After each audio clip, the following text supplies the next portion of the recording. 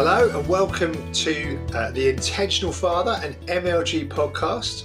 We are on a journey of exploring how to grow as godly dads, making intentional and practical steps towards building stronger relationships with our children to help them discover who they are in Christ.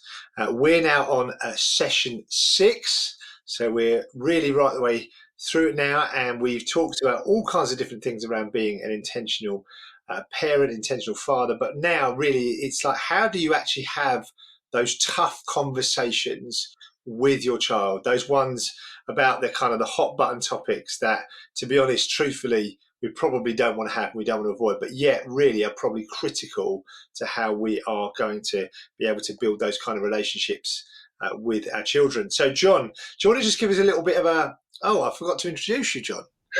Don't worry. Well, I suppose we're so used to being here together. How are you today, John? John's fine. Yeah, I'm very well. I'm chuckling because I'm just actually recalling a couple of difficult conversations my dad had with me. I can still remember some of the things he said, and it just makes me smile. I'm grateful to him. We had some funny conversations as well. Good. It's good. Yeah, I'm well. But how are you, Tim? I don't think I generally ask you how I am, but how are you today? Yeah, well, I'm actually quite well today, John. Thank you. Yes, Good. yes, I'm good. It was we're recording this in the winter time, and so it was an icy morning this morning, which was hard work. But and we had I had a tough conversation with my car about being ready to go. Discovered, by the way, most of the way on the school run that I was struggling to see out the front window, but I realised I hadn't put the blowers on the actual windscreen. So that was, once I did that, suddenly cleared. Sad life. Well, I have a Ford, so we've got that kind of instantly heating glass, which is just great. Anyway, yeah, I mean, we're talking about tough conversations. We do need to have tough conversations with our kids, and they are awkward topics. And this is the kind of thing we're like, really, am I really going to be talking about sex, about pornography, relationships, masturbation, things like that? But the reality is, I think my experience, our experience is probably that a lot of us are not great at having these conversations with anybody, let alone a teenager, which can be quite unpredictable, and risky sort of place to be, right? So, I mean, I think a lot of us struggle with this, and we want to learn the core skills of listening and conversations that apply to all relationships. I think we will all benefit from getting better at having conversations, but particularly in these cases with our kids. And we want them to be positive and life-giving and relationship-building conversations that help us develop our relationship. And we're going to be building on a lot of the stuff we've covered, some of the differences we can see in terms of them being perhaps boys and girls, with the shifts that we've just talked about in our last session, and before that, how we understand our child's personality and so on. So we want to kind of get to that position, and really we want to have this amazing privilege, really, of our children coming to us and actually being able to bring their sin to us as well. As Christians, we would love our children to come, just like we're encouraged to come to our Heavenly Father and confess our sins, and He's faithful and just to forgive us our sins. We want our children to come to us in that sort of sense. And I think our sense really is that we mustn't leave these conversations to one side and just hope that, well, hopefully someone in the church will do it. Hopefully one of the youth leaders will have that difficult discussion. Oh, they're having a topic on sex and relationships in the group. Job done. But actually we need to kind of take that responsibility as dads. And so we're going to actually look at that both with our boys, but actually as dads, we are really well placed to speak with our daughters. I really believe that when those of us who have daughters are so well placed to encourage them, to ask questions, and to have some of those difficult conversations. And we want to encourage you to do that. So should we get into some of the principles? Let's get practical. Tim, why don't you take us through some? So where would you start when it comes to having a foundation for having these tough conversations? Yeah, I think it's all about, for us, isn't it, maintaining that emotional bond, or building an emotional bond, an emotional connection with your child. And I think that my dad was excellent at this, and I really did bring my sin to him. I remember talking to him about my my challenges with things like masturbation, or my concerns over girls, or and actually, as a young teenager, you're battling with, say, taking masturbation as an example, the feelings of guilt and shame that come around that pornography, the guilt and shame around pornography. Yeah. You don't want your guilt and shame left unchecked Yeah. is incredibly damaging. And coming and being able to talk about it and just go, do you know what? It's okay. Let's pray it through. Let's confess it before the Lord together. It is really powerful, and I think actually really liberated me. I think as a teenager, from living in guilt and shame a lot of the time. And so I think building this emotional bond is important. I think it takes a lot of time to do that. Yeah. It takes a lot of time. And I think this is something that's so difficult. It's great going to watch a football match with your child and watching them play football, and that's important.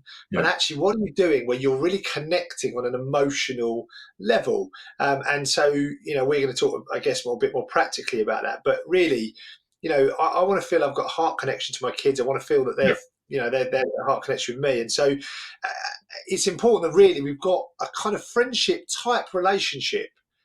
And I think this is important. It's not a friendship at this point. It's a friendship type relationship. Right, I want them to feel relaxed with me. I want them to feel like they can open up. I'm not just this authority figure over there, but I am actually like them. But at the same time, I'm not their chum. I'm not their mate. I am something different. So I think, I think that's the first question we're asking you is, how do you build an emotional bond with your kid? Yeah. I think that's great. And I'm just, if I might say one thing I found really helpful is really like empathizing with my kids. So I know one of them brought something to me very recently, something that they were struggling with. I won't say which one it was, but I remember just saying, look, you can tell me, but also I'm just going to tell you that you're very like me. And actually, this is something that I've struggled with as a young person, but I still struggle with now sometimes. And that sense of bringing yourself alongside them as a disciple, really, as somebody who is also it also fails and sins, and comes to God because I also need his forgiveness and his help. And that in a sense, there's a great leveler there where we're actually being humble enough to share with our kids that, hey, look, I'm in the same boat as you, buddy. I need God's grace and forgiveness and enabling. And I've learned some things, and I've seen some real progress, but I'm in the same situation, and let's talk about it together because, hey, I empathize with you. So I found that really helpful. I mean, Tim, what about for those who would say, look, I just feel I haven't got that emotion. I feel like I've lost that emotional bond. There's been lots of arguments, a lot of conversation we've had have gone wrong. Well, how would you start to get that back, if you like? Is it possible to get it back? My advice is very practical. Go on a long car journey. Find as many reasons to go on long car journeys, which might seem like an odd thing to say, but the thing about car, you're sort of trapped together. You're right next to each other, and you've got time. There's not a lot else you can be doing, and so you have to concentrate. And so, some of the best conversations I've had with my kids are in the car, to be honest. And so I do that a lot. So I think, other things practically, I know that, a trendy thing a few years ago was daddy dates. Part of me somewhat, I'll be honest, cringes a little bit at that, maybe because I've got 3 boys. But I think the principle of like basically finding a reason to kind of go out with your daughter, I guess, or I guess in some respects, but I think, how can you find time just the 2 of you? I think that's basically the answer, isn't it? We do, me and my boys, we do morning devotionals twice a week. So we get up at like we get up at, 6:15. And that is a great space to talk and do those kind of things. And there's the other problem. If you're an early bird, then you're in for difficulties with teenagers, because teenagers love to talk late at night. The one thing I always did with my dad, and so I don't know about you, John, but I would often, I sometimes encourage my kids, my teenagers, as they get older, just to sit down and chat with me late in the evening, like get them a cup of tea or, hot chocolate or something. Do you want a hot chocolate? And then suddenly in that moment, often in weird places, like on the kitchen work surface, you're sat there and you're having this really deep conversation. But I think this is what, again, being intentional is thinking about how you can create opportunity for non-intense one-to-one time. Yeah. And I think, as you're saying, it's really important that being intentional means being ready for the non-intentional times. So I had exactly that. One of my kids came to me. It was only 10 o'clock, but it was a school night. It was just past bedtime. And I was busy. I was still finishing up something for the next day. But they bought something that I thought, I think we need to talk about that now. Like, I do think I'm not going to be able to talk to you about it tomorrow. The moment may have passed, and they were ready to have that conversation. And part of my intentionality was that I need to drop what I'm doing because the moment has come when we're going to have this pretty difficult, conversation. So a lot of the time for me it is things. So whilst we're being intentional and planning, I'm also putting in time. So let's say, for example, I took my daughter, to some lessons or something, and oftentimes it's in the car that something will come up from the week, something that's happened in school. They've been taught a certain topic at school.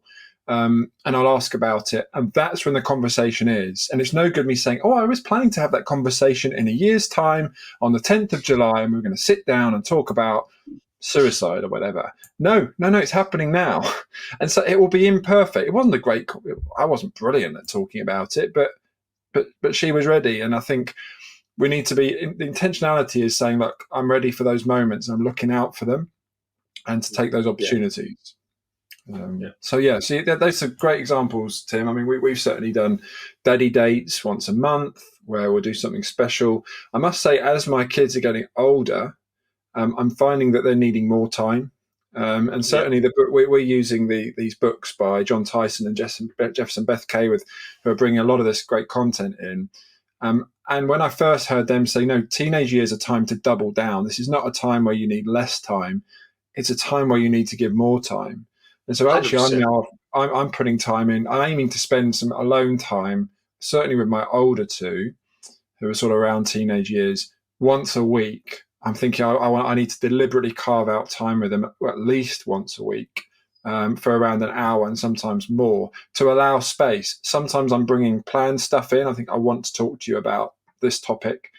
Other times I'm saying, well, let's go on a drive. Let's go for a walk. Let's go and, grab a coffee in Costa, because I'm just deliberately creating space. And I'm finding that it hasn't taken too long. And actually, we've got rhythm now, and the conversation flows more easily than it did at the start.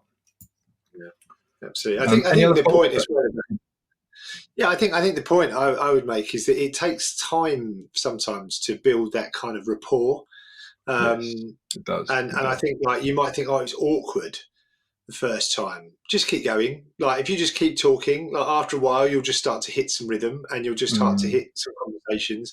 And my great plea is that, to above everything else, whatever you do, all the kind of experiences, etc., you've got to be able to talk to your child. You want them to talk to you. They must desperately be able to talk to you. And so I think really, please do whatever you can to, like, get one-to-one time. And I can't recommend enough the car. I just think it's just like, anyway. And it's doing what you can. I mean, it is, people make all sorts of sacrifices. They'll work longer hours to provide the extra thing for their family, the better Christmas present, the extra holiday. We would just say, look, do all you can to have an emotional connection. Make sacrifices. It might mean not doing that overtime shift. It might mean it might mean saying no to something in church. I'm allowed to say that because I'm not the pastor. But you seriously, like, be ready to make sacrifices for our children, and let's deploy time to think. And I'm looking forward to sharing ideas, to be honest, with everybody, because I know there are people who have different ways of connecting with their kids. And I want to hear how they do it, because I want to learn of ways to connect with my kids. I could do it so much better. So I cannot wait for that. Cannot wait. Right. Well, how are we getting on, Tim? I mean, we've talked about some, creating opportunities to talk, but founded on that sort of emotional bond. And I would also just point back to what we talked about, I think, in episode 3, about as our kids get older, we become more of a coach figure. And just sort of wanted to linger on that for a moment, because that sort of alongside a coaching is really important, and our children need us to do that. And so what I've found is that coach mode, if I actually think to myself, I need to go into coach mode, and I find that helpful because it says, John, close your mouth and engage your ears. More listening, less talking. And I need to listen. And I need to avoid the temptation that I definitely have of jumping in with a solution. Because, of course, my teenager's heard something and I'm thinking, I know what the solution is. I know what worked for me. But actually, that's not always helpful. They're not always looking for a solution. And actually, part of being in coach mode is that we say, okay, let's ask some questions to help them understand the problem. So what have you, let's take the issue of suicide, for example. So what did you hear at school? What was said on that documentary? Okay. What do you make of that? Okay. What did others say about it? Okay, fine. What do you think some of the problems are with viewing suicide in that way? Or what do you think the Bible has to say about that? So just asking lots of questions. Or how does that make you feel? What are what are you thinking about your friends? So you're drawing them out. You're just letting them talk. And when people talk, we know this. When you talk and you're listened to, you feel love, don't you? There's something very powerful in a relationship when you're heard, and your hopes and your fears are heard. And then you can start to move towards some questions. And you might then share something like, well, I had an experience when I was younger with a friend who attempted suicide. Would you mind if I shared a bit about that and how I processed that? That's sort of a question that you'll ask maybe to get permission. Am I making sense, Tim? Like that sort of coach? Yeah, absolutely. And I think one of the things we're going to do in the Zoom call that we have got together is talk through a little this in more depth. Because I think one of the things that we've identified just in life is that people are actually quite poor at listening. I know it's a challenge for me to listen, and so to listen well is really important. And I think this is where, again, this is often why the car is so helpful, because actually your kind of attention is on other things. You're not looking at your phone. You're not kind of distracted. You are able just to focus and listen. And I think, I just think it's really important to be a coach, not simply just to tell your children. You listen to them, identify what they're worried about for all of 30 seconds, and then you basically spend the next 10 minutes telling them what to do, and they go away thinking, oh well, that's great, but actually I don't. And it's all about this emotional bond. If they listen to you and they feel like you've understood them and you've walked it through together, what you're building is a connection. We solve problems together, not I go to my dad, he tells me what I need to do, and then that's it, kind of thing. Like, and it is a different model, really, isn't it? But a lot of people. So I was going to say, a lot of people listen to respond, which is exactly what I was doing just then. I was listening to your last sentence thinking, I know what I'm going to say next. I'm listening to respond, but listening to understand is different. And that's powerful, when you're really listening to really understand where someone is at, rather than just waiting to give them the answer, or to say the next part of the podcast that you really want to say.